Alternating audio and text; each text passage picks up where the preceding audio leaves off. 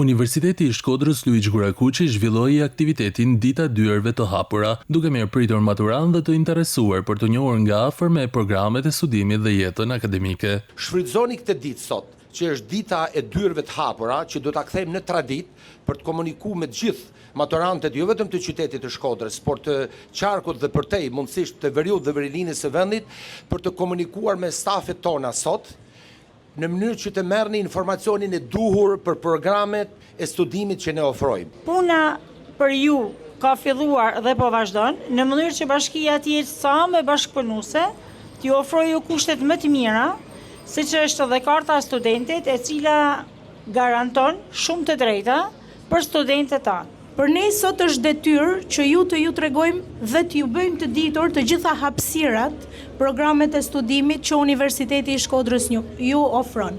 Të gjitha hapësirat e bashkëpunimit të Universitetit të Shkodrës me universitetet e tjera të Shqipërisë. Vetë maturantët ndajnë mendimet dhe pritshmëritë e tyre për të ardhmen akademike. Kam ardhur për me pa për dek të Universitetit Luiq Gurakuqi. Cila është dega jote që synon të zgjedh? Financë kontabilitet. E çfarë informacioni more?